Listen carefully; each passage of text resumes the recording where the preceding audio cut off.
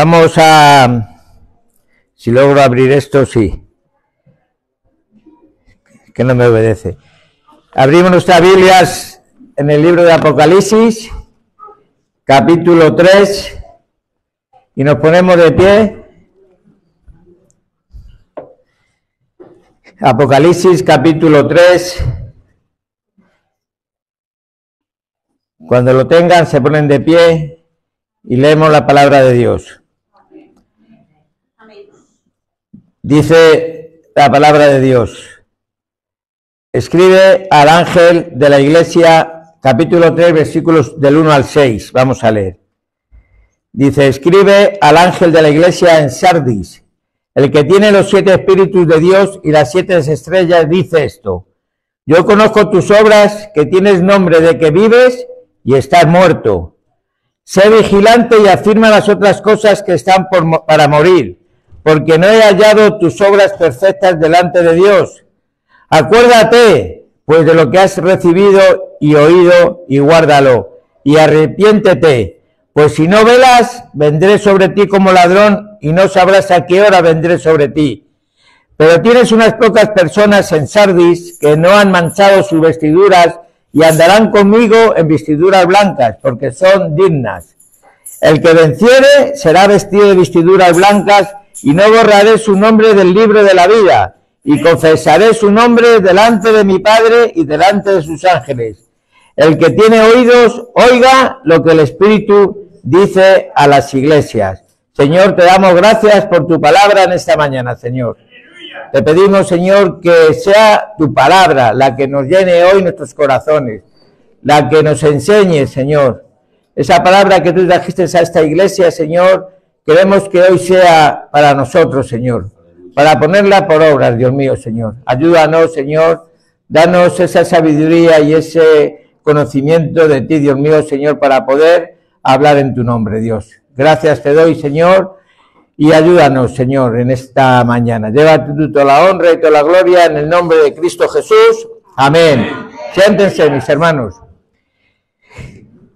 Saben ustedes que estamos en esta sección de estudiando las 7 iglesias de Apocalipsis. Ya solamente nos queda Filadelfia, porque la Odisea fuimos la primera que dimos, ¿no? Y de ahí surgió toda la enseñanza de las 7 iglesias. Y como siempre vamos a hacer una pequeña introducción histórica de lo que era la iglesia de Sardis, para cuando empecemos a ver los versículos, lo que el mensaje que dio Jesús, que dio el Señor a través del apóstol Juan a estas iglesias, sepamos ya que conozcamos un poco más la iglesia de Sardis, ¿no? Sardis es la quinta de las iglesias en las que Jesús le manda un mensaje, ¿no? Por medio del apóstol Juan. Mirad, Sardis estaba situado a unos 53 kilómetros al sureste de Tiatira y a unos 80 kilómetros al este de Esmirna. Esta ciudad está dividida en 2 partes. La primera parte, la parte más antigua de la ciudad, estaba enclavada en una montaña.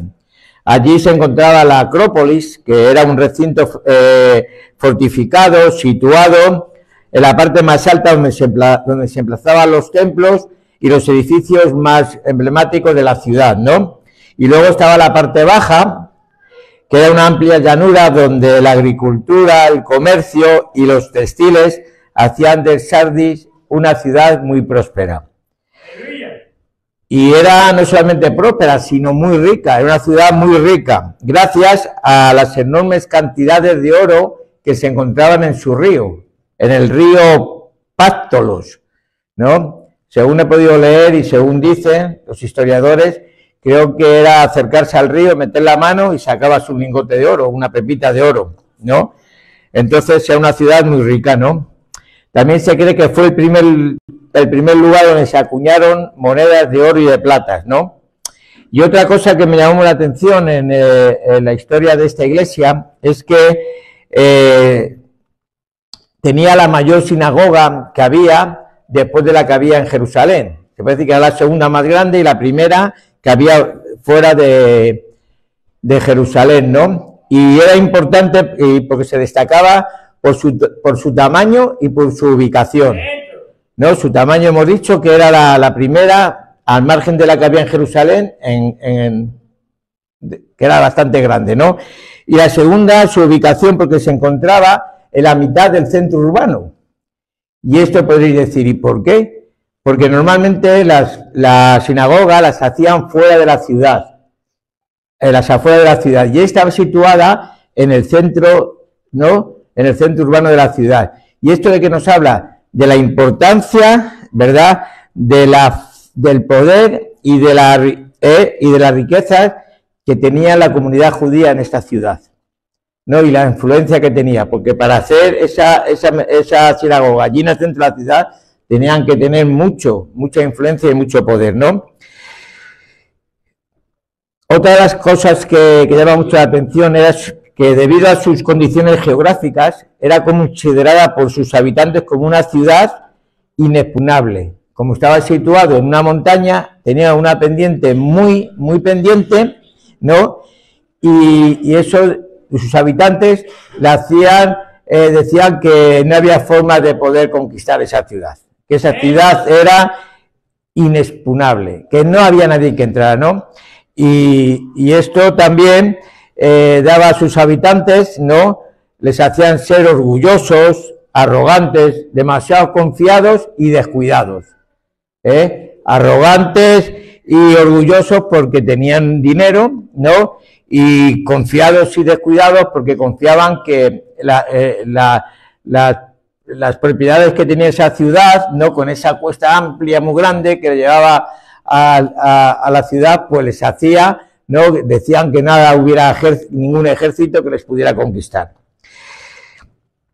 Pero ¿sabéis una cosa? Fue su arrogancia, el tener esa posición de superioridad o de privilegios frente a los demás, lo que les hizo llevar al desastre. Esa arrogancia, ¿no? De que no hay quien nos gane aquí, nosotros somos los mejores, esta fortaleza no hay nadie que la conquiste, ¿no? Ellos pensaban de que nadie les podía atacar, por eso, porque tenían esa pendiente tan grande, ¿no? Que decían que no. Entonces, ¿sabes lo que pasa? Que no ponían vigilantes, no merecía la pena estar ahí vigilando porque era muy complicado, según ellos, ¿no? Sin embargo, dice la historia que fue capturada 2 veces. Primero por Ciro el persa en el año 549 a.C. y luego por un tal Antíoco en el año 218 a.C. Curiosamente, ambas ocasiones esto fue posible porque sus habitantes fueron sorprendidos, porque no tenían vigilancia, porque pensaban que eso no iba a poder ser, que era muy difícil, eran tan arrogantes y tan suyos que no pusieron vigilancia, no había atalayas en esa ciudad que les pudieran avisar de los peligros. Entonces fueron capturadas por estas 2 personas, por Ciro el persa y por Antíoco, ¿no? En cuanto a su religión, en Sardis se daba fruto a la diosa Artemisa, que era una diosa pagana asociada con la fertilidad y la caza. También se adoraba a la diosa Cibeles, como la gran madre, decían, ¿no? El culto a Cibeles incluía orgías durante los festivales hechos en su honor. También en Sardis, como en el resto de las provincias de Asia, se daba culto al emperador. Y ya por último también había una diosa, no más importante, pero sí seguida por mucha gente, porque era la diosa Hera, que era la patrona de los hogares y de los partos. Entonces, claro, ¿por quién iba a seguir una diosa que era la patrona de los hogares y del parto? Pues por las mujeres. Todas las mujeres seguían a esta diosa, ¿no? Y esto es un poco la historia de esta ciudad, de Sardis, una ciudad que Dios, no como en otras iglesias, Dios no dijo nada buena de ellos. De momento era una ciudad que era rica, que eran arrogantes, que se creían que eran el centro del mundo, y así les pasó, ¿no? Entonces vamos a empezar a ver ya la palabra de Dios. Y lo primero que vemos es el remitente de la carta, como siempre hacemos, ¿no? ¿Quién remitía la carta? Dice en el versículo 1, dice, escribe al ángel de la iglesia en Sardis. Dice, el que tiene los 7 espíritus de Dios y las 7 estrellas, ¿no? Entonces, como siempre, ya lo tienen que saber ustedes, porque ustedes yo sé que son inteligentes, sabemos que dice que escribe al ángel de la iglesia. Está hablando de a los pastores, las personas que dirigían las iglesias. No porque ellos fueran los responsables de lo que pasaba, ellos tendrían la culpa que tuviesen, ¿no? El problema que tuviera la iglesia, siempre, pues el responsable es pues la cabeza de la iglesia. Y por eso Juan escribe y se dirige al ángel de la iglesia. Dice, escribe al ángel de la iglesia. ¿Y quién está escribiendo? El que tiene los 7 espíritus de Dios y las 7 estrellas. Ese es el que estaba escribiendo al ángel, al pastor de la iglesia. Y el Señor se presenta como es el que tiene los 7 espíritus de Dios. ¿Y qué nos está diciendo? ¿Que Dios tenía 7 espíritus? No. El Señor solamente tiene un espíritu, es solamente un espíritu. Está hablando, cuando habla del 7, el 7 es el número perfecto de la Biblia, es el número completo. Y está hablando de la perfección, de algo perfecto. Está hablando del Espíritu de Dios como perfecto, que es, ¿verdad? Esta expresión también describe los infinitos recursos espirituales que tiene el Señor y que eran precisamente los que esta iglesia necesitaba, ¿no? Mirad, vamos a ir al libro de Isaías, al capítulo 11, Isaías capítulo 11 y versículos 2 y 3.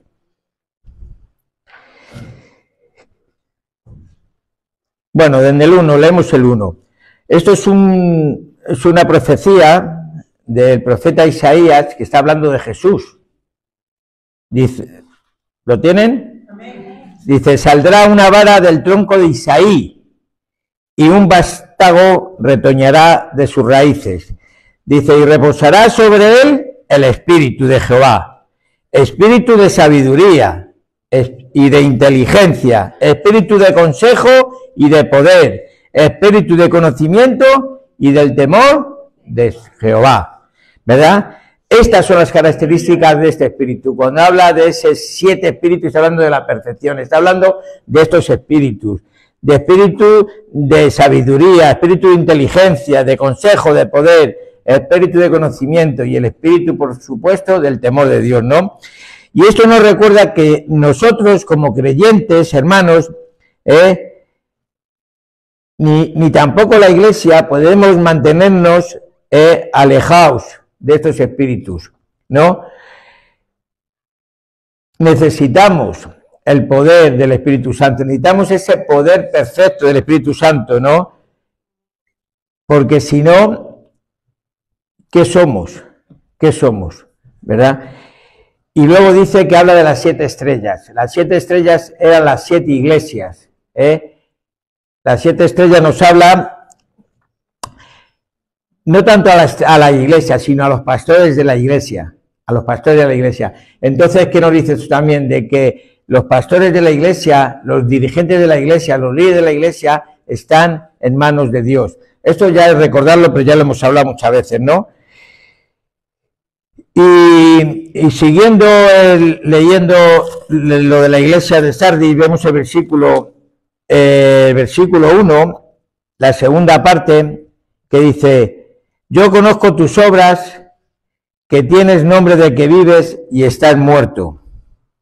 Lo primero que dice el Señor y que nosotros debemos saber y que también lo hemos recordado con otras iglesias es que el Señor nos conoce, que el Señor sabe cómo somos cada uno de nosotros, que podemos engañarnos los unos a los otros, que podemos aparentar los unos a los otros, pero que a Dios no podemos engañarle, porque Él conoce todo lo que hacemos, todo lo que decimos, ¿no?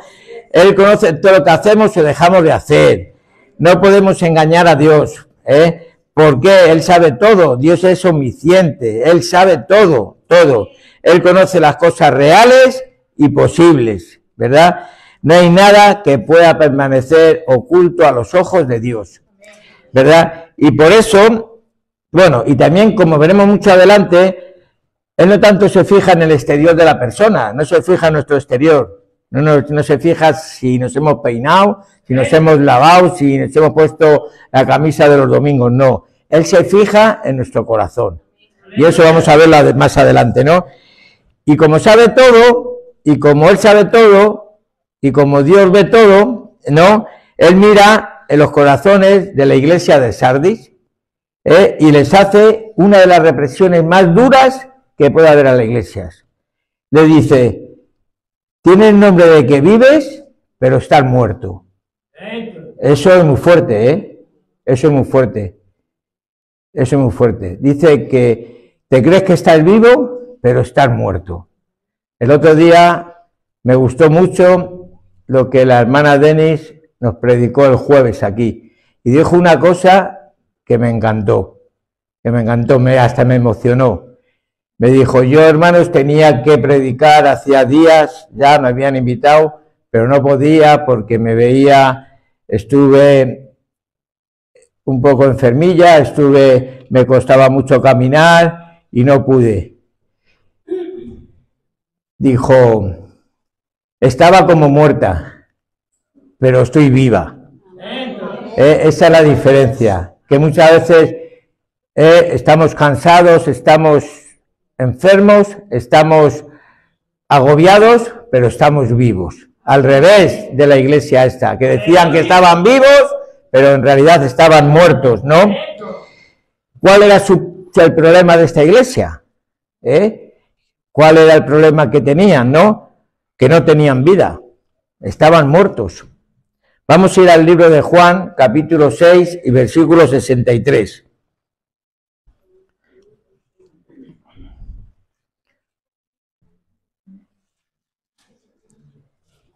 Juan 6, 63. Dice, el Espíritu es el que da vida. La carne para nada aprovecha. Las palabras que yo os he hablado son espíritu y son vida. Entonces, ¿quién da vida? El Espíritu de Dios. Y si esa gente no tenía vida, ¿qué les pasaba? No tenían el Espíritu, no tenían a Dios, no tenían a Cristo en su corazón, ¿verdad? Se podría decir que la congregación de Sardis era lo contrario de la congregación de Esmirna, si os recuerdan, ¿verdad?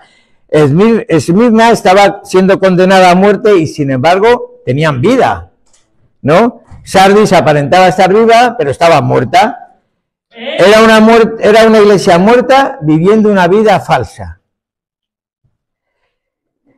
Era una iglesia dominada por la carne, dominada por el pecado, dominada por la incredulidad, mayormente poblada por personas no nacidas de nuevo, ¿no? La vida y el poder del Espíritu Santo no estaban en ellos. La capacidad del Espíritu Santo no estaba ahí, no estaba en el corazón de cada uno. La iglesia estaba muerta. Aparentemente tenían de todo. ¿Recordáis? Dinero, mucha industria, pero le faltaba lo más importante. Le faltaba una vida espiritual, vivir una vida espiritual, le faltaba el Espíritu de Dios. Le faltaba nacer de nuevo, arrepentirse, volverse a Dios. Estaban aparentando. Qué terrible verdad, hermanos, es esto, Pensamos que estamos vivos espiritualmente, pero llega el Señor y nos dice, estás muerto, estás acabado, ¿no? ¿Sabéis el problema que tiene la iglesia de Sardis? Era lo que conocemos, lo que se conoce hoy por cristianos nominales. ¿Sabéis lo que es cristianos nominales? Que tienen el nombre de algo, pero les falta la realidad de ello, pero no saben nada de ello. Cuando venía hablando con Conchi esta mañana en el coche, y para explicarlo un poco, yo digo, soy un fontanero nominal. Digo que soy fontanero, pero no tengo ni idea. Y conocimos a un hombre, a un amigo nuestro, que era así. Necesitábamos hacer una obra en la casa de un familiar y él se ofreció. Yo soy fontanero, yo pongo todo. y si no viene alguien que verdaderamente era fontanero, explotamos ese día, ¿sabéis? Decía que era, pero no era. Y eso, desgraciadamente, el cristiano nominal profesa creer en Dios, pero no se le ve un arrepentimiento, no se le ve fruto, no se le ve un cambio, ¿verdad? No vive en ellos el Espíritu Santo, el Espíritu de Dios. Y de esos hay, hoy en día, desgraciadamente, hay muchos en las iglesias evangélicas. Yo sé que en esta iglesia no pasa eso, pero yo quiero contárselo, ¿verdad? Hay muchos de esos que dicen, levantan su boca y adoran a Dios y alaban a Dios, y el Señor les dice, no todos los que me digan Señor, Señor van a entrar en el reino de los cielos, son cristianos, solamente los que hacen la voluntad de Dios, ¿no? Hay otros que también de estos cristianos nominales que asisten a los cultos, que van con la Biblia en la mano, ¿no? Y el Señor, ¿sabéis cómo les llama? Sepulcros blanqueados. Le dicen, muy bonitos por fuera, pero dentro no hay nada. Podrido todo, ¿no? También hay de estos desobedientes que dicen que son cristianos, pero no hacen caso a la voz de Dios, ¿no? Les entra por un oído y les salen por otro, ¿no? Y el Señor también le dice, ¿por qué me decís Señor, Señor, si no hacéis lo que yo os digo? ¿Qué clase de cristianos somos, no? Y luego están, pues también los que aman más al mundo que a Dios. Dicen que aman más al mundo que a Dios. Y recordáis lo que decíamos el martes pasado, ¿no? Que no podemos amar a Dios y al mundo. Si amas al mundo, no puedes amar a Dios. Y si verdaderamente amas a Dios, no puedes amar al mundo. Es imposible, hermano. Es imposible, ¿no? Y es triste decirlo, pero como decíamos antes, pero cada vez hay más de esta gente, ¿no? Con cristianos nominativos que no han tenido un cambio genuino en su vida, que no ha habido un arrepentimiento genuino, que no viven una vida plena del Espíritu Santo, ¿no? Y que sin embargo suponen que un día irán al cielo, y eso es lo terrible. Por eso el Señor les dice, creéis que estáis vivos, pero estáis muertos. No para echarle en cara a nada, yo no estoy echando en cara a nadie nada, yo estoy compartiendo la palabra de Dios, ¿verdad? ¿Por qué? Porque Dios no quiere que nadie se pierda, como vamos a ver luego, ¿no? Mirad, otro ejemplo de este cristianismo nominal, ¿no? Y no me importa decirlo, lo encontramos en la Iglesia Católica. La Iglesia Católica se ha convertido en un club social. Solo celebran bautismos, bodas, entierros y fiestas locales. Pero nada más. Tú vete asiste a un culto o una misa de estas. No se comparte la palabra de Dios, se hacen oraciones repetitivas, y todos los días se están celebrando de estos bautismos, bodas, solo se han hecho en un club social, ¿verdad? Y no me importa decirlo porque es la realidad, y todos lo sabemos, ¿verdad? Quizás por esta razón, en Sardis, a diferencia de otras iglesias de la zona, no habían sufrido persecución. No hemos oído, como en otras iglesias, que estaban sufriendo persecución, ¿verdad? Como en la iglesia de Esmirna o de Pérgamo, que sufrían persecución, ¿no? ¿Por qué? Porque esta iglesia de Sardis era un ejemplo perfecto de un cristianismo inofensivo. ¿Para qué lo van a perseguir? Si la realidad se habían acomodado al mundo y no tenían que pagar ningún precio por su fe en Jesucristo. No daban pie a ello, ¿no? ¿Por qué habrían de molestarse Satanás, ¿no?, en perseguirle a una iglesia muerta? Tú verás ser perseguido cuando prediques el Evangelio, el verdadero Evangelio. Cuando prediques a Jesucristo crucificado, es cuando vas a recibir persecución. Tú cuando hagas las cosas bien para Dios y las hagas para Dios, vas a ser perseguido por la misma gente de tu iglesia. Vas a ser criticado, vas a ser insultado. ¿Por qué? Porque estás haciendo las cosas bien para Dios. Pero si no lo haces, sin problemas.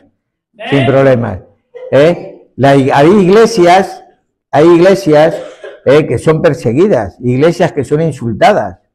Y yo soy orgulloso, aunque digan que el orgullo hace algo malo, sin vanagloriarme, pero orgulloso de esta iglesia. Pues cuando salimos a la calle, somos perseguidos, somos insultados.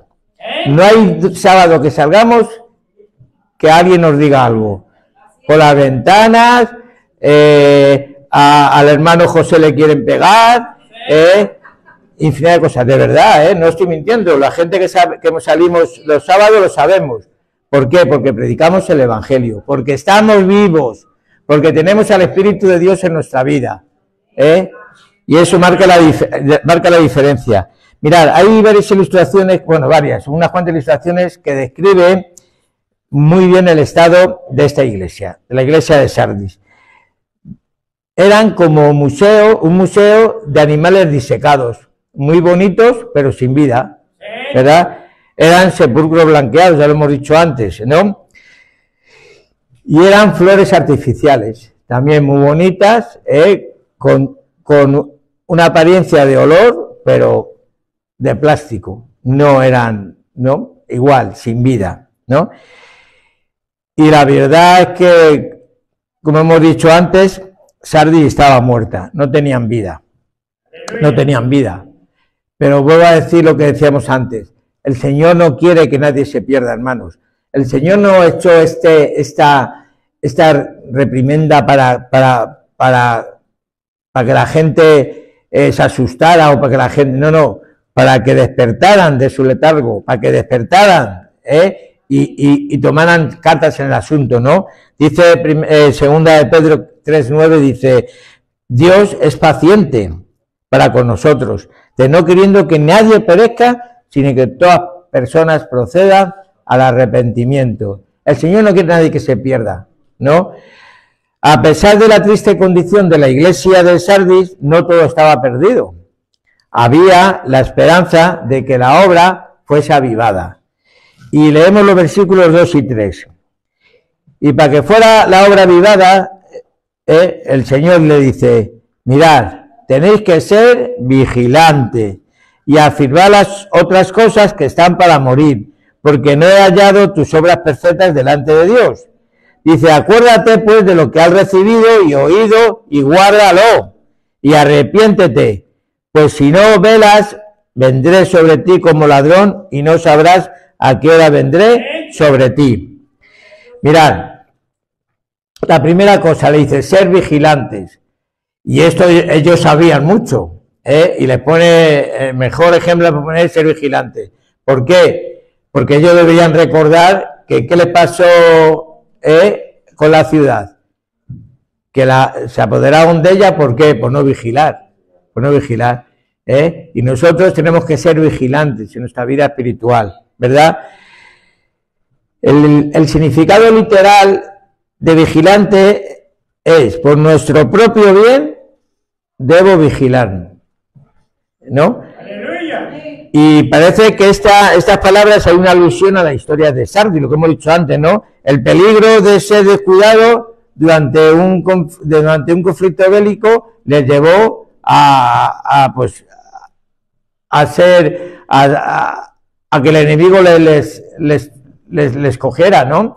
Y entonces, si esto era peligroso en una guerra militar, cuánto más en una guerra espiritual, ¿no? Que pensamos que ya sabemos todo, pensamos que llevamos un tiempo en los caminos del Señor, dejamos de vigilar y viene el enemigo y nos da fuerte. Entonces, eso era lo primero que debemos tener en cuenta. Estar vigilantes, ser vigilantes, ser atalayas en nuestra vida, no pensar, no ser tan arrogantes ni tan creídos como eran esta gente, debemos estar vigilando. Entonces, ¿cómo y cuándo debemos estar vigilando? ¿No? Siempre, pero sobre todo debemos velar, ¿no? Primero porque no sabemos a la hora que va a venir el Señor, ni el día ni nada. Ahora con esto de que hubo esto del sol, ¿recordáis historias atrás? el eclipse ese, ¿qué pasó? Que por las redes sociales ya mañana el fin del mundo, ya todo era el fin del mundo, pero mensajes muy fuertes, ¿verdad? Y la Biblia es muy clara, no sabemos cuándo va a venir el Señor, pero el Señor nos dice, hay que velar, porque no sabemos. ¿Por qué? Porque, hermanos, tenemos que estar en paz con Dios, porque si no, tenemos que estar en paz con Dios, tenemos que velar, porque no sabemos cuándo va a ser. Entonces, hay que estar en paz con Dios, en paz con nuestros hermanos, si queremos ir al cielo. Si no, cada uno, pero primeramente eso, debemos velar porque no sabemos a qué hora vendrá el Señor. Debemos velar para no entrar en tentación, porque muchas veces somos tentados, pero no porque el Señor nos lleve a tentarnos, ni mucho menos, sino por nosotros mismos, porque hacemos cosas que no debemos hacer, porque vemos cosas que no debemos ver, porque vamos a sitios que no debemos ir, y somos tentados. Entonces dice que debemos velar para no ser tentados. Dice, velad y orad para que no entréis en tentación. El espíritu de la verdad está dispuesto, pero la carne es débil, ¿no? Debemos velar para estar firmes en la fe, en la fe, en quién hemos creído, en qué queremos, hay que estar firmes y constantes en la fe. Dice también 1 Corintios 16:13, dice, velad, estar firmes en la fe. Y también ya por último, aunque hay muchas más cosas, esto es un poco escogido para que tengamos una idea, debemos velar porque el diablo está al acecho. Dice la palabra de Dios, como león rugiente, esperando a ver quién se despista, esperando a ver quién mira hacia atrás, esperando a ver quién baja la guardia, y dice que como león rugiente está detrás de cada uno. Entonces tenemos que estar despiertos, velar por nuestra vida espiritual, velar. Y esto es lo que les estaba diciendo. Y tenían la experiencia de que les había pasado ya en esa guerra bélica, que por quererse autosuficientes, por creerse los más poderosos, y no velar, al final fue Ciro el persa y el otro hombre, y les dieron pa'l pelo, pero bien fuerte, ¿no? La segunda cosa le dice, y ahora afirmar las otras cosas que estaban para morir. ¿Qué les pasaba? Que había algo que todavía tenían algo habían captado, algo les había llegado al corazón, pero le dice, afirmarlas, porque si no, se van a morir, ¿verdad? Y quizás, pues muchas veces tengamos esa palabra que Dios nos ha hablado a través de un hermano, a través de alguna lectura, a través de una prédica que hemos oído, ¿no? Y dice, afirmar eso, asegurarlo, consolidarlo en tu vida, refuérzalo, refuérzalo. Entonces, había algo que todavía tiene esta gente, ¿no? Tenían unas cuantas obras que sí tenían valor ante los ojos de Dios, pero dice que esas eran tan débiles, ¿no?, que estaban a punto de morir, ¿no? Y el Señor explica la razón por este mandamiento, ¿no? Dice, porque no he hallado, seguimos leyendo, dice, porque no he hallado tus obras perfectas delante de Dios, no he hallado las obras perfectas delante de Dios. Dice, vigilad, lo decimos en el versículo 2, ser vigilante y afirma las otras cosas que están para morir. ¿Por qué estaban para morir? Dice, porque no les he hallado tus obras perfectas delante de Dios. Mirad, yo creo que esto es porque sí es verdad que Dios nos exige un nivel de exigencia espiritual grande. Cuando nosotros hemos aceptado a Cristo, Dios nos exige un nivel grande. Por ejemplo, dice en Mateo 5:48, dice, ser perfectos como vuestro Padre es perfecto, ¿no? Es un nivel bien alto, ¿no? Pero perfecto no significa ser inmaculado, sin faltas, impecable, ¿no? Significa completo, significa ser íntegro, no tener aditivos en tu vida, amar a Dios y a tu prójimo como a ti mismo, y lo demás, eso es ser íntegro. No, hay en el libro de Génesis hay un versículo que Dios le dice a Abraham, dice, anda delante de mí y ser perfecto, y eso es lo que tenemos que hacer. Cuando Dios nos dice ser perfectos como vuestro Padre es perfecto, está diciendo que tenemos que llevar una vida cristiana sin aditivos. ¿Qué es la comida íntegra? Que no tiene aditivos, no tiene colorante ni tiene nada. Pues así es lo que está pidiendo Dios, que tenemos que ser íntegros, perfectos. No solamente puede haber un amor en nuestra vida, y es Dios, nada más. Y eso es lo que les estaba diciendo, que sus obras no son perfectas. Y decíamos antes, y Dios sabe lo que había en nuestros corazones, el Señor sabe lo que hay en nuestros corazones. Él no mira las apariencias, mira lo que hay en nuestro corazón, hermanos. Mira lo que hay en nuestro corazón.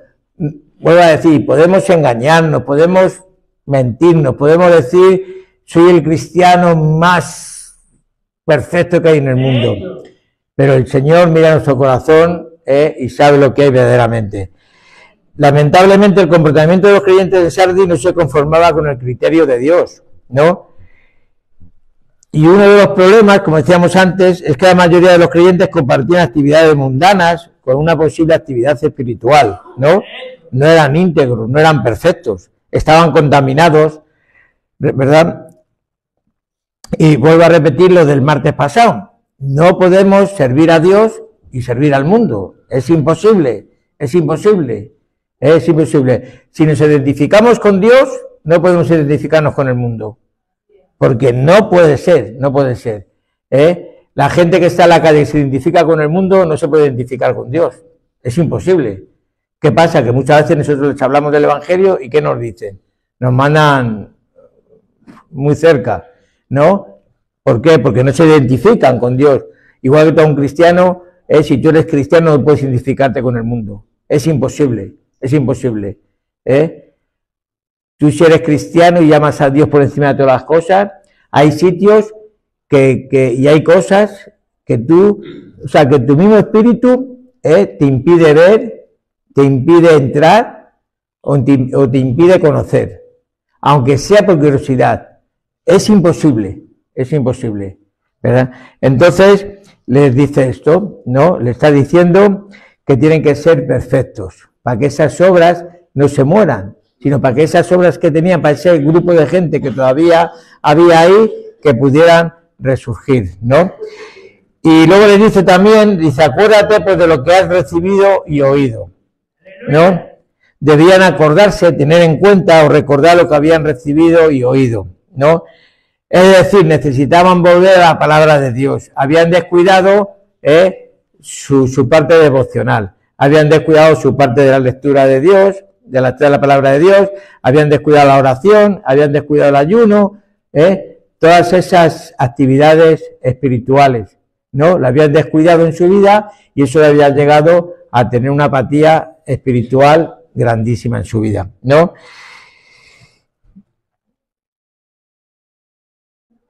Dice que era imprescindible que lo guardaran, que lo que habían aprendido, lo que habían oído, lo que habían aprendido, dice que lo tenían que guardar en sus corazones y practicarlas en su vida, ¿verdad? Guardarlas en sus corazones. Cuando nosotros, hermanos, guardamos en nuestro corazón esas cosas buenas, no se olvidan. Mirad, yo hay una cosa que siempre digo, y la quiero volver a repetir. Yo hay cosas que me acuerdo de hace muchos años, y esas cosas no se me olvidan porque las tengo guardadas en mi corazón.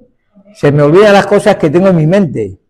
Ya con la edad esas cosas se olvidan, ya no me acuerdo. Pero las cosas que son del corazón, esas no se me olvidan. ¿Por qué? Porque las tengo guardadas en el corazón. Entonces, a esta gente el Señor está diciendo, las cosas que habéis oído y que habéis aprendido, guardadlas en vuestro corazón. Porque esas van a perdurar, esas van a estar para siempre, aunque pasen 90, 100 años, de verdad. Y seguramente esta gente ya dejó de leer su Biblia, se habían dejado de orar, de congregarse, y por lo tanto no se alimentaban con la verdad, se estaban alimentando con cosas del mundo. La falta de una buena dieta espiritual le había llevado a estar débiles para hacer frente a las situaciones que tenían delante.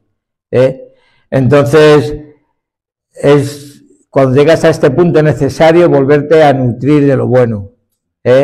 de la palabra de Dios, de la oración. Y en esta iglesia podemos decir que tenemos una dieta equilibrada, una dieta mediterránea, que es la mejor de todas. ¿Por qué? Porque tenemos palabra de Dios, tenemos oración, tenemos evangelismo, nos congregamos, tenemos reuniones. Entonces, ¿tú quieres hacer una buena dieta espiritual? La tienes, la iglesia te la pone delante de ti. Depende de cada uno de nosotros de seguir esa dieta, ¿no? ¡Aleluya! Entonces vemos cómo esta iglesia, hermano, lo que pasa que aparentaba estar viva, aparentaba, ¿sabes?, ser una iglesia próspera, pero el Señor le llega y le dice que no, que dicen que están vivos pero estaban muertos. Aparentemente eran cristianos, hermanos, pero no habían tenido una verdadera conversión en su vida, no habían tenido un verdadero arrepentimiento, verdaderamente no conocían al Señor. El mundo les tenía agarrados, no les dejaban dar un paso adelante. Y eso es peligroso, porque muchas veces pensamos que por asistir a las reuniones, por tener un familiar cristiano, por haber tenido alguna vez alguna experiencia espiritual, pensamos que estamos camino del cielo y estamos equivocados, y es una pena, una pena. Por eso el Señor dice que Él no quiere que nadie se pierda, sino que esté en ese camino, pues que se arrepienta. Que se arrepienta. ¿Y qué es arrepentirse? Pues dejar lo que estábamos haciendo y hacer lo bueno. Es simplemente eso, reconocer, Señor, me he equivocado, andaba por este camino, pensaba que te conocía, pensaba que estaba haciendo las cosas correctamente, pero no. Pensaba que estaba vivo, pensaba que el Espíritu de Dios moraba en mi vida, pero no es así. Entonces, pues es tiempo de que si estás en esa situación, de que conozcas a Dios de una forma verdadera, correcta, que puedas dar ese paso y puedas decir, Señor, te entrego mi vida, te reconozco como Señor y Salvador de mi vida, ¿verdad? Y dice que el Espíritu de Dios va a morar en ti. Es importante. Y termina el versículo 3 diciendo, pues eso, arrepiéntete, ¿no? Arrepiéntete. Dios no quería que los creyentes en Sardis simplemente reconozcan que estaban haciendo el mal, sino que cambiaran su forma de vivir, ¿verdad? Aquí tengo tomado una nota en el versículo en el capítulo, el Evangelio de Lucas, cuando estaba predicando Juan el Bautista, dice que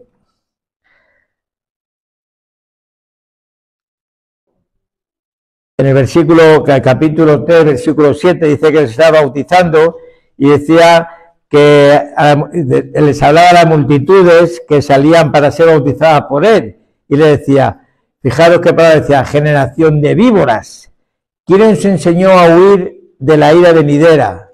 Dice, hacer pues frutos dignos del arrepentimiento, ¿verdad? Y decían ellos, pero si tenemos a Abraham como padre. O sea, fijaros lo que os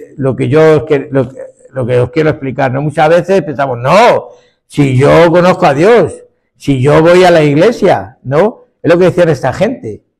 Y Juan el Bautista decía, no tenéis frutos dignos de arrepentimiento, no hay frutos de un verdadero arrepentimiento, no hay frutos verdaderos de un cambio en vuestra vida, que es lo que tiene que haber, ¿verdad? Es importante, ¿verdad? Y ya termina esta advertencia a la iglesia, termina con un consejo. Les dice, pues si no velas, dice, vendré sobre ti como ladrón y no sabrás a qué hora vendré sobre ti, ¿no? Y una vez más, fijaros, el Señor nos llama a velar, a estar atentos, a estar despiertos, ¿no?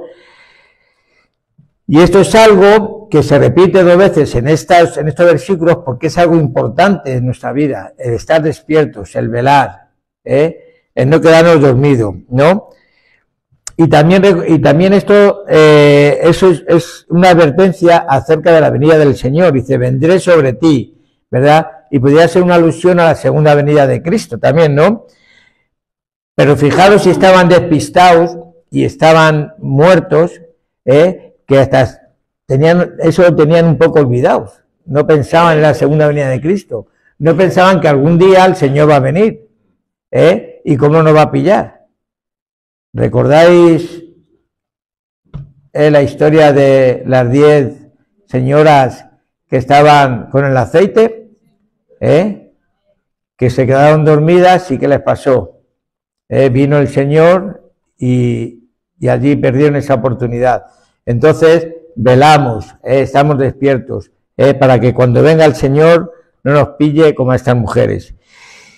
Y termina esta carta a la iglesia de Sardis con una promesa. Dice, el que venciere será vestido de vestiduras blancas. El verdadero vencedor, hermanos, es aquel que nunca se deja vencer por las circunstancias, por sus hábitos, por sus enemigos, por la adversidad, ¿no? ¡Aleluya! Pero ¿sabéis una cosa? Nunca lo hace por sus propias fuerzas, ¿no? Por su propia inteligencia, por su propia habilidad. El verdadero vencedor, el que sabe que solo vencerá y llegará a la meta, por el poder salvador y sanador de la sangre de Jesucristo.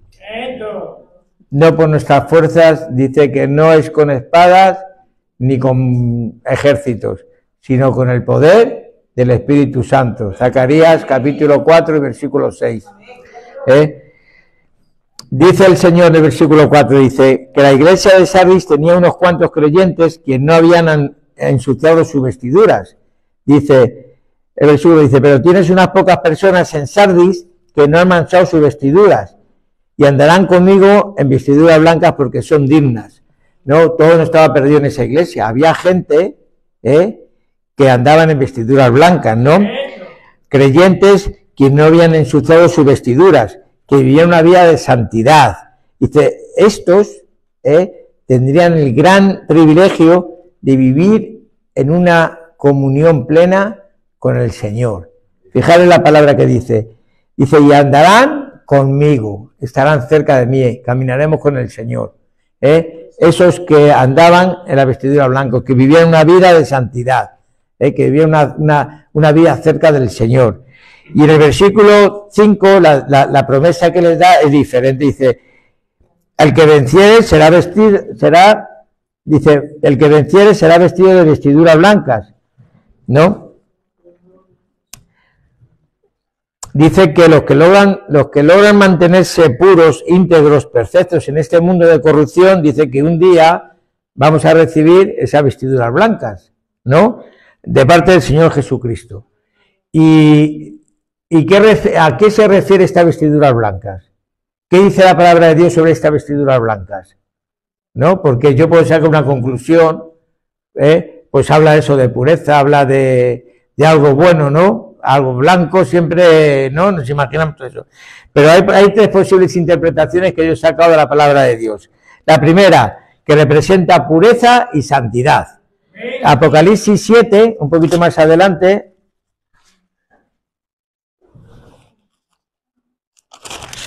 Apocalipsis 7, versículos 13 y 14. Dice la palabra de Dios, dice, entonces uno de los ancianos habló diciéndome, estos que están vestidos de ropas blancas, ¿quiénes son y de dónde han venido? Y yo le dije, Señor, tú lo sabes, son de la iglesia servidores de vida. Y él me dijo, estos son los que han salido de la gran tribulación y han lavado sus ropas y las han emblanquecido con la sangre del Cordero. Entonces, primero, representan pureza y santidad. Segundo, representan gozo y alegría. Mirad, cuando los judíos estaban de duelo, echaban tierra y cosas sucias sobre su ropa, ¿verdad? Porque estaban tristes por la muerte de algún familiar, de alguien, y se ponían tristes. Entonces la ropa blanca, la ropa limpia, simboliza gozo y alegría. Al contrario de aquello, ¿no? Y hay dos versículos que no lo vamos a leer, pero si quieren tomar nota y lo ven ustedes, en 2 Samuel 1:2 y en Josué 7:6, que hablan de eso, hablan de lo que les dio, que esas vestiduras representan alegría y gozo, pero también representan victoria. Y lo dice la palabra de Dios, dice, estamos hablando, que dice que al que venciere, solamente a los vencedores. Y vemos en, a ver, Apocalipsis 19. Apocalipsis 19, versículos 14 y 15. Dice, y los ejércitos celestiales, vestidos de lino finísimo, blanco y limpio, le seguían en caballos blancos. Dice, y de su boca sale una espada aguda para herir con ella a las naciones, y él las regirá con vara de hierro, y él pisa el langar del vino del furor y la ira de Dios Todopoderoso.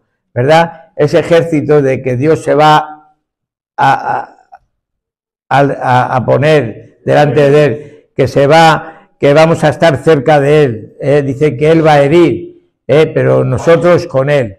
Dice que el ejército de Cristo va a ir vestido de lino fino, con esas ropas blancas, ¿no?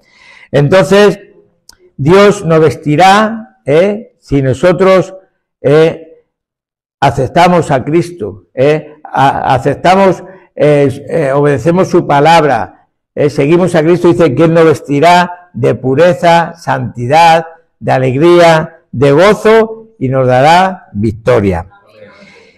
Y termina diciendo la palabra de Dios, dice, y confesaré, y no borraré su nombre del libro de la vida. Qué importante es esto.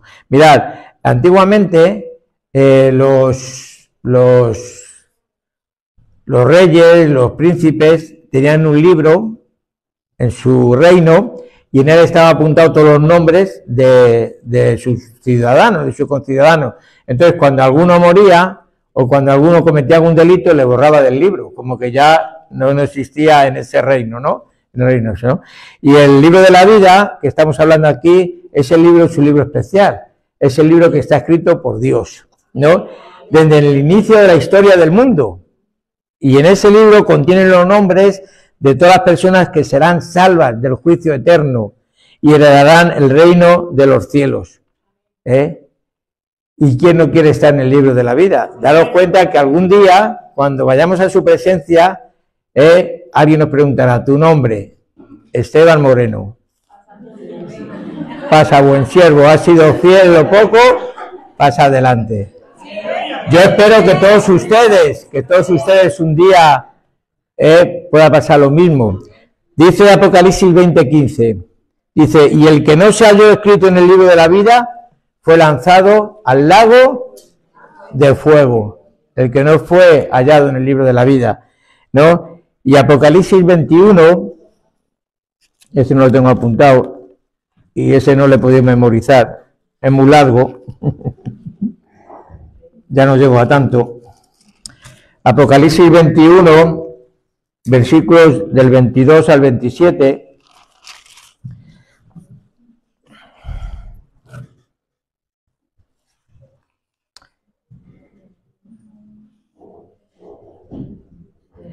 A ver, perdón, que aquí estoy. Sí, sí está bien. 21 del 22 al 27. Está hablando de la Nueva Jerusalén. Está hablando del cielo y dice, y no vi en ella templo porque el Señor Dios Todopoderoso es el templo de ella y el Cordero. Dice, la ciudad no tiene necesidad del sol ni de luna que brille en ella, porque la gloria de Dios la ilumina y el Cordero es su lumbrera. Y las naciones que hubieran sido salvas andarán a la luz de ella, y los reyes de la tierra tendrán su gloria y honor a ella. Sus puertas nunca serán cerradas de día, pues allí no habrá noche, y llevarán la gloria y la honra de las naciones a ella. No entrará en ella ninguna cosa inmunda o que hace abominación y mentira, sino solamente los que están inscritos en el libro de la vida. Solamente, hermanos. O sea que piensen, es para pensarlo, de verdad, es algo que debemos pensar, es algo que debemos meditar en ello. Y termina diciendo, confesaré tu nombre a todos esos que están escritos en el libro de la vida. Dice que confesaré tu nombre delante de mi Padre y delante de sus ángeles. Qué bonito tiene que ser eso, ¿A quién no le gusta que hablen bien de él? No nos gusta que hablen mal de nosotros, ¿verdad? Que nos digan que no somos buenos cristianos o que no hacemos las cosas bien. Eso a todos nos duele, Pero cuando hablen bien de nosotros, y más delante de Dios Padre, de los ángeles, que vea Jesús y dé testimonio de ti, eso tiene que ser algo... Yo por lo menos no llego a comprender todo eso, ¿no?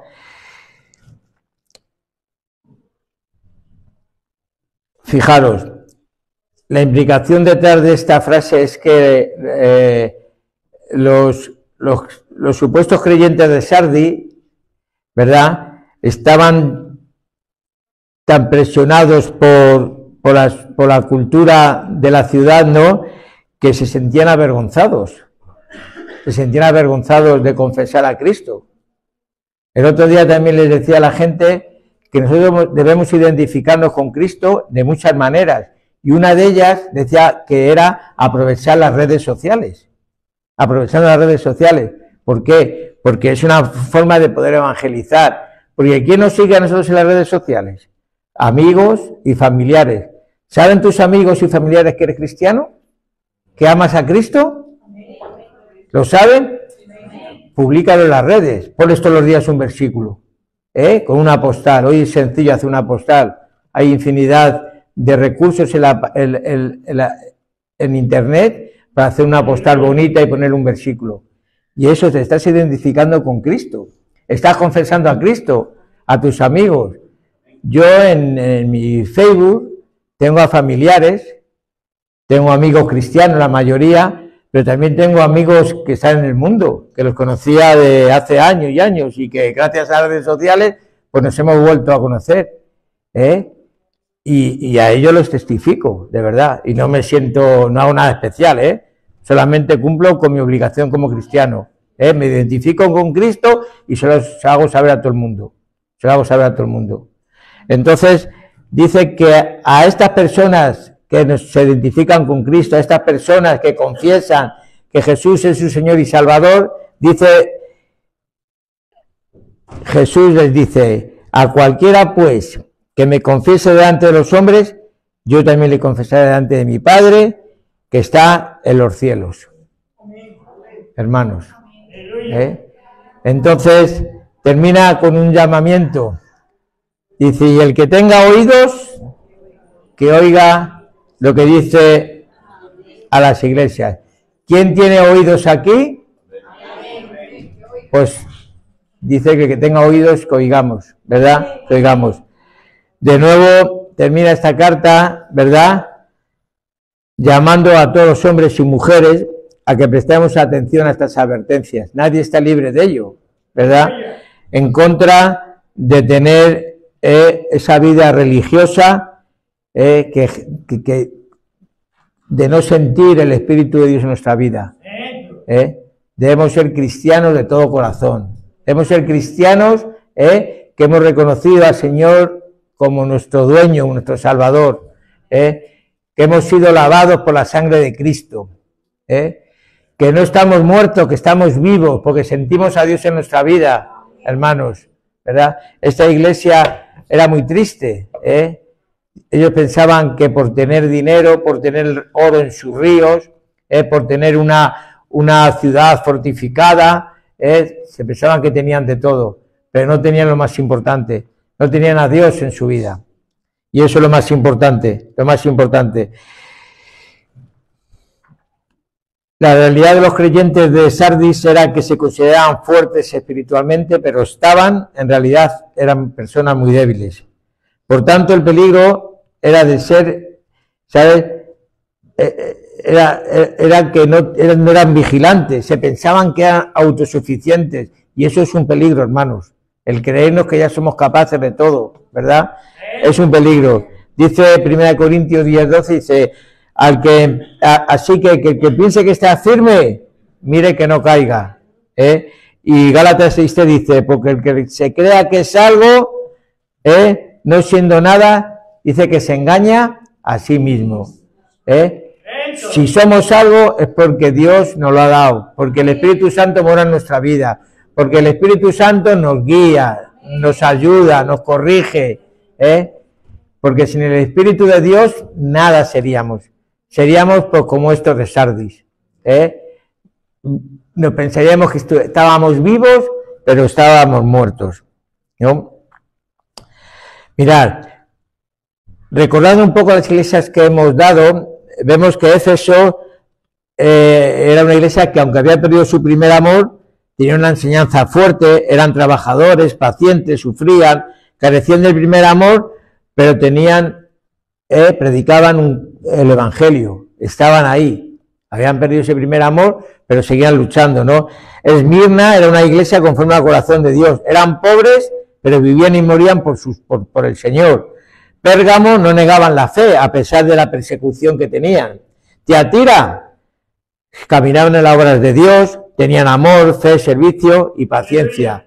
O sea, que tenían problemas, claro, pero eran gente que seguían, que permanecían. Pero Sardis nos muestra una congregación muerta, sin vida espiritual. Y si una iglesia no hay vida espiritual, no está el Espíritu de Dios, solo hay grupo de personas acomodadas a la sociedad, a sus propios deleites, emborrachadas de sí mismos. Sardis, al acomodarse a su entorno religioso, ¿no? La iglesia quedó protegida de toda persecución, porque nadie se daba cuenta de que existía, ¿no? Nadie les perseguía si no hacían ningún daño.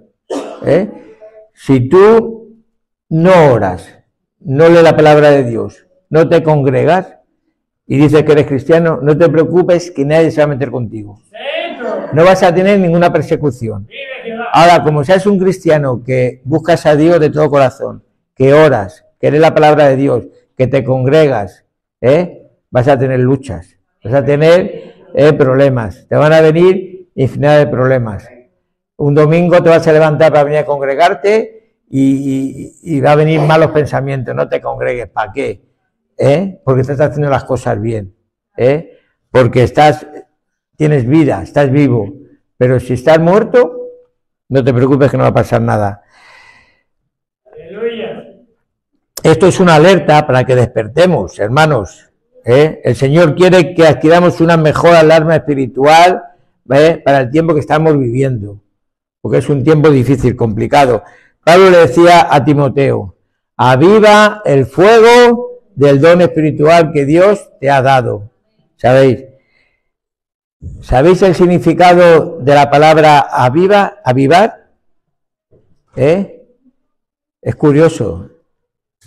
El significado literal dice, es volver a la vida de entre los muertos.